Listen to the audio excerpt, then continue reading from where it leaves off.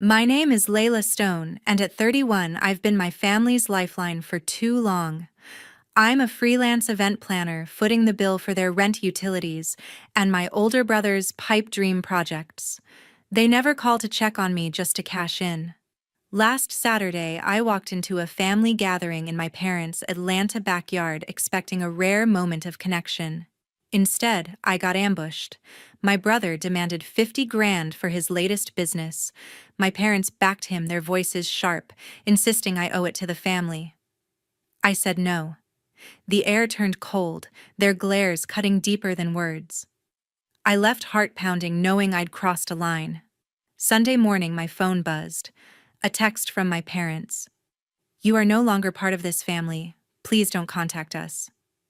My fingers shook as I typed back, "Don't worry, my money won't contact you either."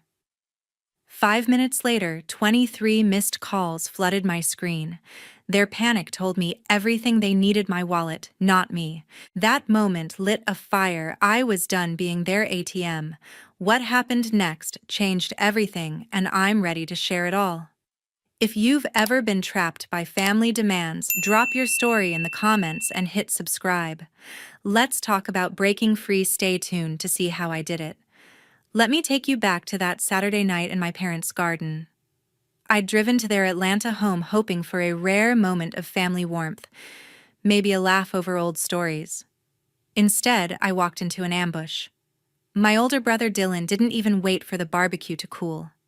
"Layla, I need 50 grand, he said, his voice smooth but sharp like a salesman closing a deal. "My new fashion boutique is a goldmine, high-end streetwear exclusive designs. It's a sure thing." His eyes locked on mine, brimming with that familiar mix of charm and expectation.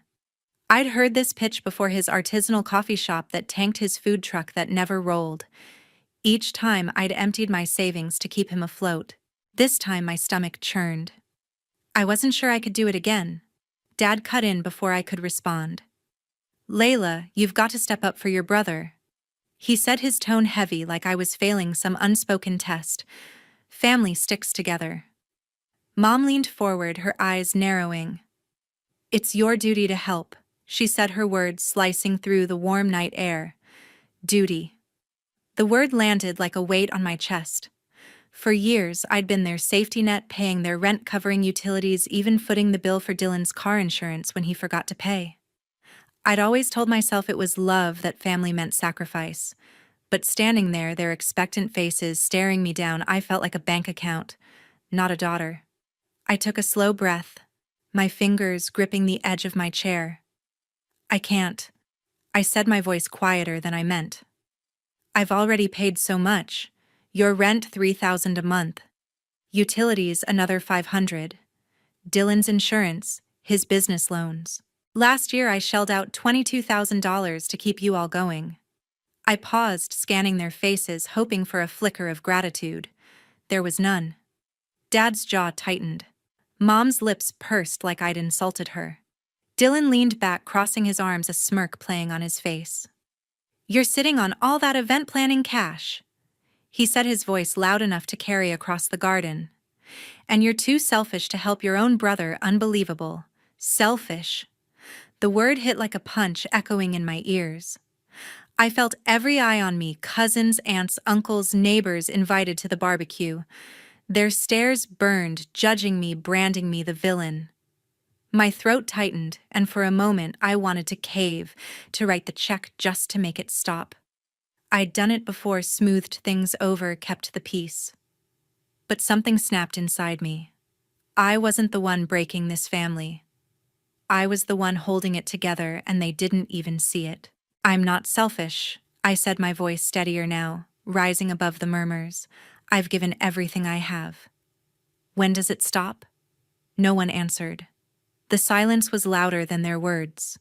Aunt Karen, who'd been watching quietly from the edge of the table, caught my gaze. She didn't speak, but her eyes held a softness that felt like a lifeline. Later, as I stood by the dessert table pretending to fuss with the plates, my phone buzzed. Her text read, "Layla, you don't owe them an apology. You've carried them long enough." I stared at the screen, my heart racing. Karen had always been the one who saw through the chaos, the one who didn't buy into the family's demands.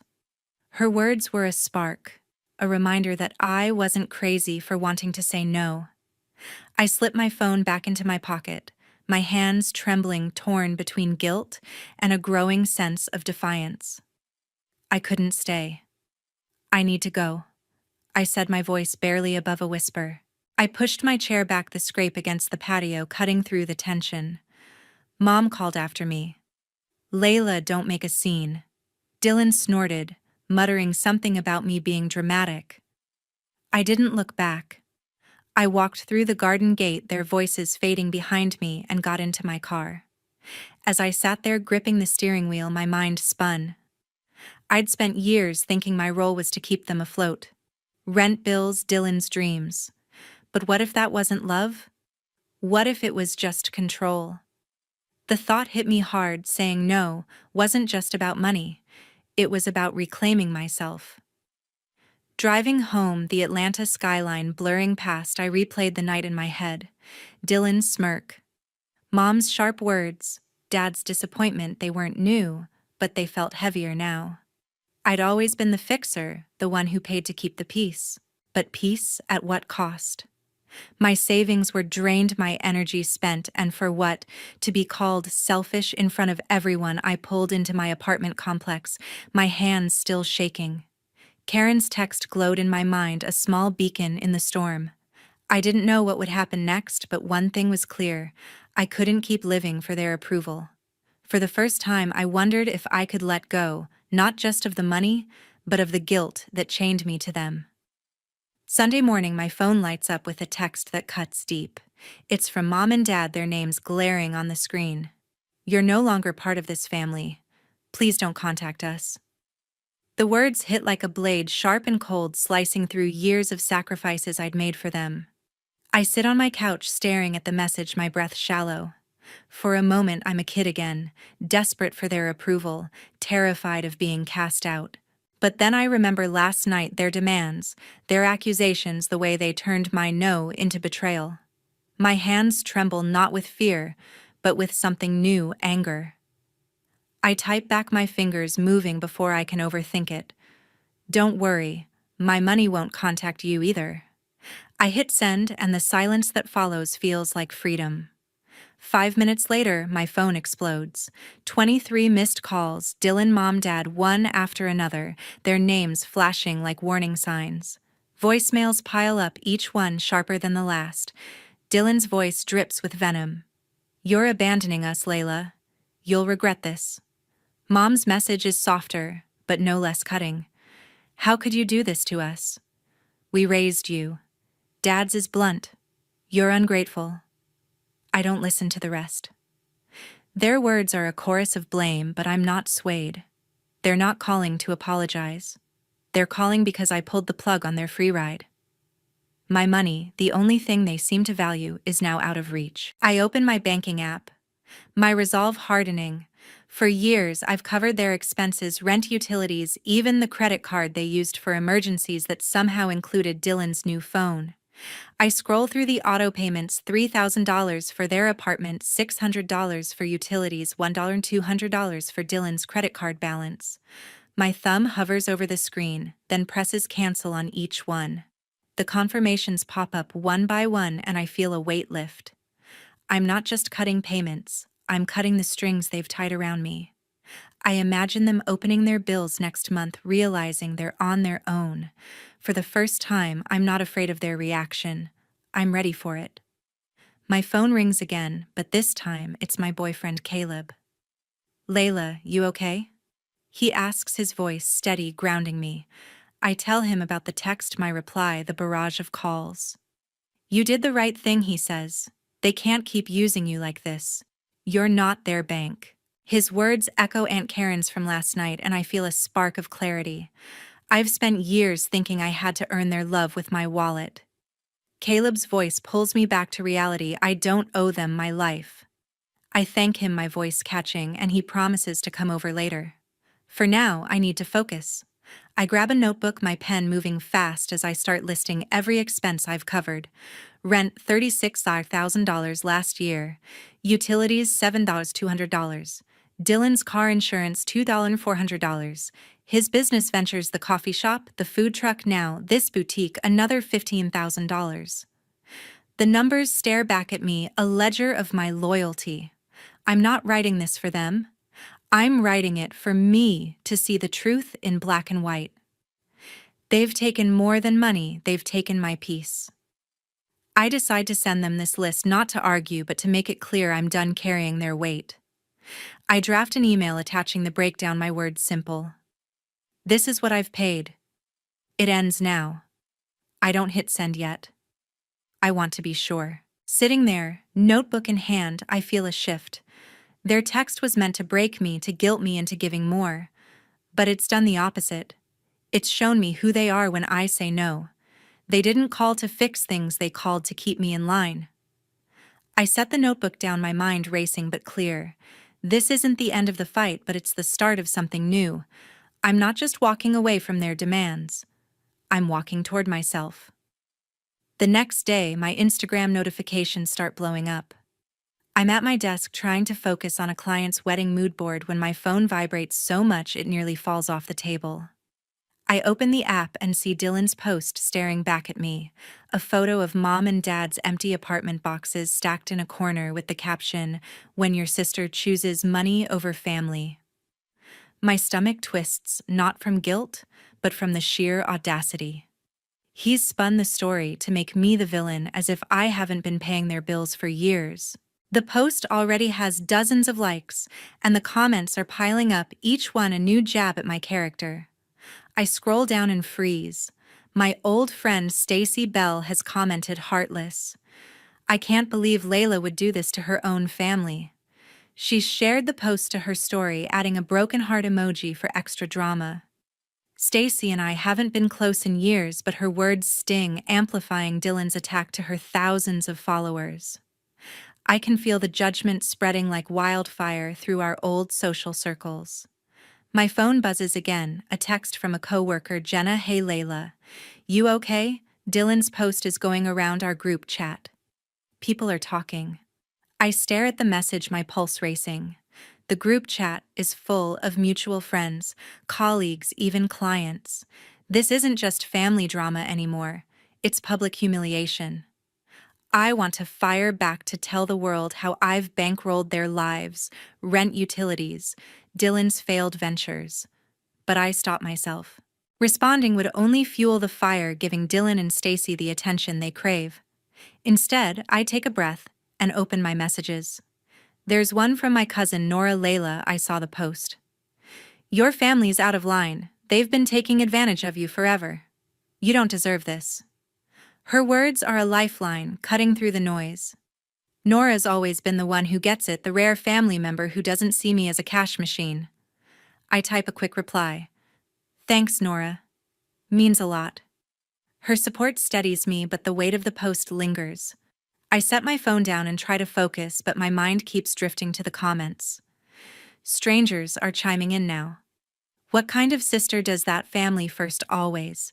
Each one feels like a needle pricking at my resolve. I've spent years building a reputation as an event planner, reliable, professional kind.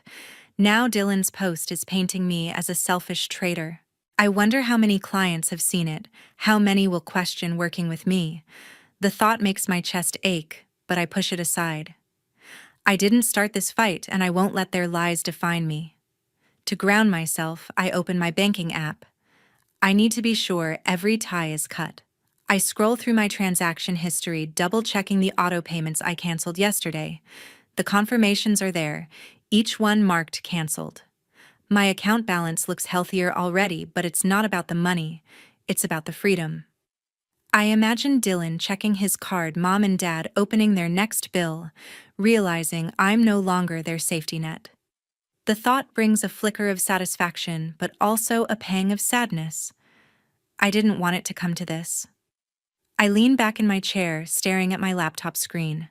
The wedding mood board is still open, a reminder of the life I'm building for myself. Dylan's post, Stacy's comment, the group chat gossip, they're loud, but they're not the truth. I choose not to reply, not to engage. Let them talk. I'm done explaining myself to people who only value what I can give them. Nora's message sits in my mind, a quiet anchor. I'm not alone in this. For now, I close Instagram and turn off my notifications. The world can wait. I've got work to do, and a life to reclaim. Tuesday evening, I'm sitting in my apartment with Caleb. The silence between us is comfortable, a stark contrast to the chaos of the past few days. My phone is off, notifications silenced after yesterday's Instagram storm. Caleb looks at me, his eyes soft but serious. "Layla, you don't have to keep proving yourself to them," he says, his voice steady. "Love isn't about how much you pay. You're enough without their demands." His words land gently, unraveling a knot I've carried for years. I've always thought I had to give money, time, energy to be worthy of my family's affection. Caleb's reassurance feels like permission to let that go, to see myself beyond their expectations. I nod, my throat tight, grateful for his clarity. A knock at the door interrupts us. It's Aunt Karen, her face warm but tinged with concern. She sits down, clutching a cup of tea I offer her. "I heard about the post," she says, shaking her head. "But there's something else.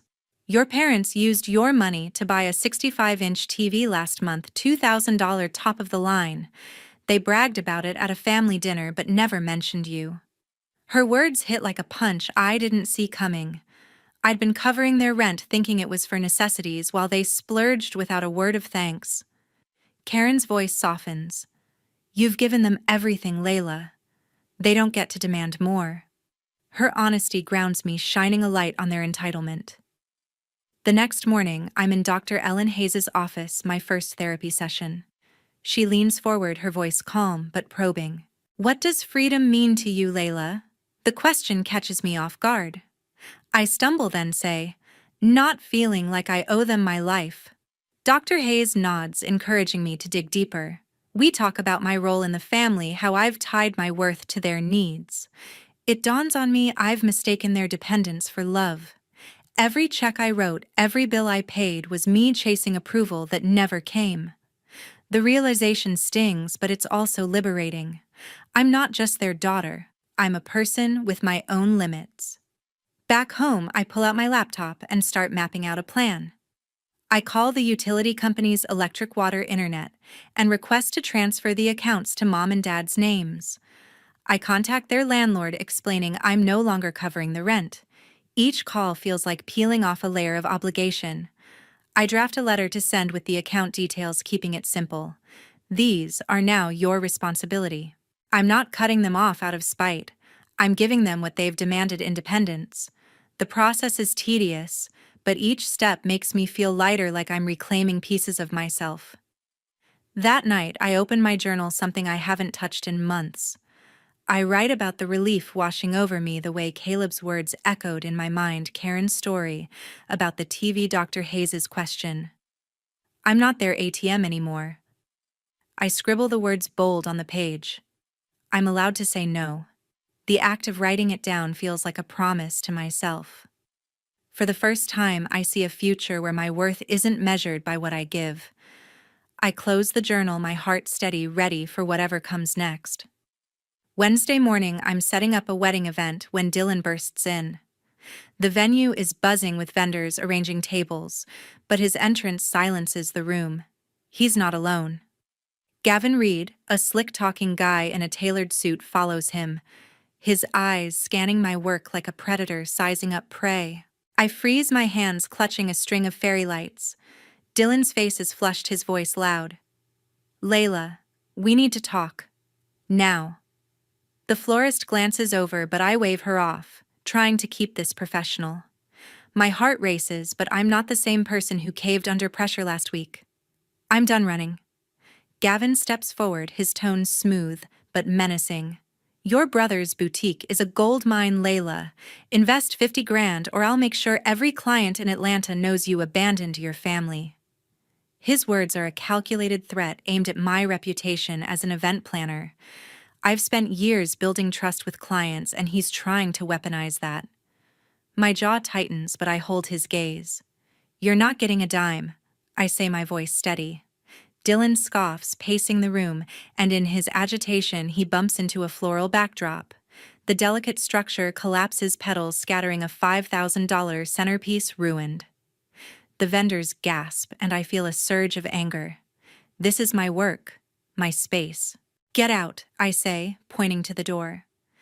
Both of you. I've transferred every account, rent, utilities, everything to Mom and Dad's names. You're on your own. Dylan's eyes widen like he didn't believe I'd follow through. Gavin smirks, unfazed. You'll regret this, he says, but I don't flinch. I've faced their threats before, on Instagram, in voicemails, at family dinners. This time, I'm not backing down. They linger as if expecting me to crack, but I stand firm. Finally, they turn and leave Dylan muttering under his breath. I grab my phone and dial 911, my voice calm but firm. I need to report an incident at my workplace. I tell the dispatcher, explaining the disruption and damage. The vendors watch wide-eyed as I give details: the collapsed backdrop, Gavin's threat, Dylan's recklessness. Inside, I'm furious, but I keep my composure. This isn't just about flowers. It's about protecting what I've built. The dispatcher promises an officer will follow up, and I hang up, my hands shaking with a mix of adrenaline and resolve. I've never called the police before, but I'm not letting them intimidate me in my own space. I step outside for air, the morning sun warm on my face. I text Caleb. Dylan and some guy just showed up at work. They trashed a backdrop, but I stood my ground. I'm okay. His reply comes fast. Proud of you, Layla. You've got this. His words anchor me, a reminder that I'm not alone. I think about the past week, the garden argument, the disowning text, the Instagram post. Each time I've chosen myself, and it's starting to feel right. Dylan and Gavin can push, but they can't break me. I'm building something stronger now, a life on my terms. A week later, I'm sipping tea at a local cafe when Nora texts. Her message pops up: Dylan's boutique tanked. He's working part-time at a supermarket now. I pause, the steam from my cup curling in the air. I'd expected his business to fail. His track record with coffee shops and food trucks was proof enough. But seeing it confirmed feels different. There's no satisfaction, just a quiet acknowledgement that his choices, not mine, led to this. Dylan always banked on my money to bail him out, but without it, he's facing reality. I reply to Nora, guess he'll have to figure it out. My tone is calm, but inside, I'm processing the weight of his downfall. Nora sends another text, this one heavier. Your parents got an eviction notice. They couldn't pay rent. My chest tightens, not with guilt, but with a strange mix of sadness and clarity. Mom and Dad relied on me for years, never planning for a day when I'd stop. I'd transferred their accounts, given them a chance to take responsibility, but they didn't. Now the landlord's notice is their consequence. I picture them packing boxes, the same ones Dylan photographed for his Instagram post. The irony isn't lost on me. They called me heartless, but their refusal to adapt brought them here. I open Instagram, curious if the drama has escalated. Stacy's posted again, a long rant accusing me of abandoning my family, calling me cold-blooded. But the response is different this time. Only a handful of likes, a few vague comments. The fire she tried to stoke is fizzling out. People are moving on, uninterested in her recycled narrative. I feel a flicker of relief. Her words still sting, but they're losing power. The world isn't buying her story anymore, and neither am I. I close the app, choosing not to engage, just as I did before. My silence is my strength. My phone pings with an email from a recent client, the bride from last week's wedding. Layla, your work was flawless, she writes. The event was magical. Our guests are still talking about it. I smile, warmth spreading through me. This is what I've built: a career, a reputation, a life that's mine. The client's praise is a reminder that my value isn't tied to my family's demands. I forward the email to my team, proud of what we've accomplished despite the chaos. Their drama can't touch this part of me. Back at my apartment, I pull out a notepad and write, I didn't betray them. I stopped enabling their dependence.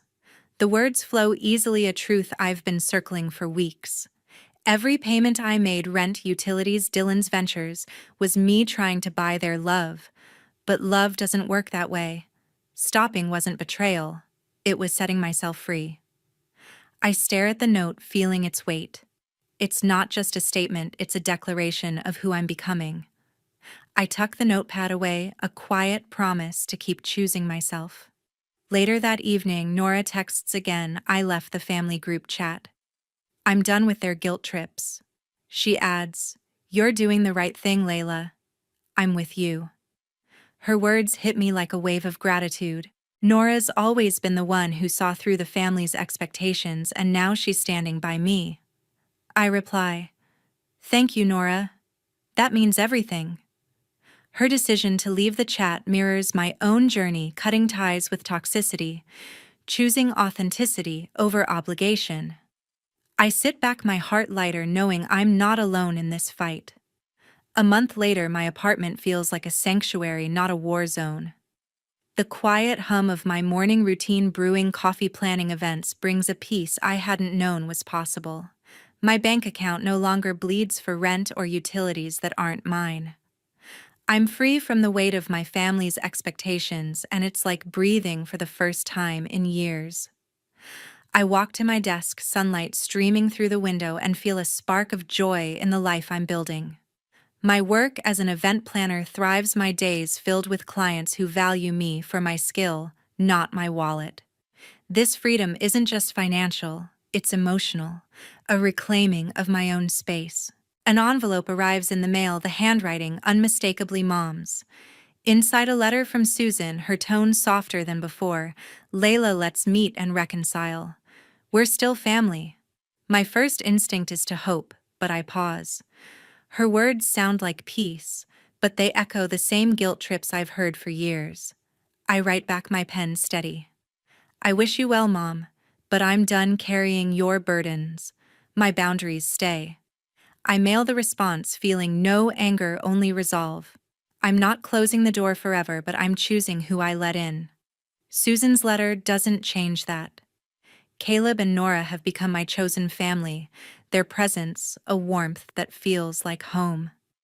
Caleb's laughter fills my evenings, his steady support, a reminder that love doesn't demand sacrifice. Nora checks in regularly, her texts full of encouragement. "You're killing it, Layla." We meet for brunch, swapping stories about work and dreams. No strings attached. Their belief in me is unconditional, a stark contrast to the family I once chased. With them, I'm not an ATM or a fixer, I'm just Layla, and that's enough. Their love is a gift, not a transaction. In my latest session with Dr. Hayes, she asks, "How do boundaries protect you?" I think for a moment, then say, "They keep my worth intact." Dr. Ellen Hayes nods, her eyes kind but sharp. We talk about how I used to equate giving with being valued, how I let my family's needs define me. Setting boundaries, saying no, stepping back, has shown me my own strength. Dr. Hayes's words linger. "You're not responsible for their choices." I leave her office feeling grounded, my sense of self no longer tied to their approval. Therapy isn't a fix, but it's a map guiding me toward clarity. Looking back, I see the lesson this journey has taught me.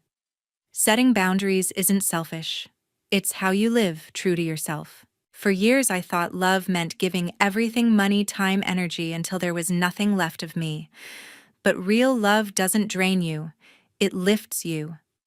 By stepping away from my family's demands, I've found my own voice, my own worth. I'm not the villain they painted me as, nor the hero I hope to be. I'm just me. And that's enough.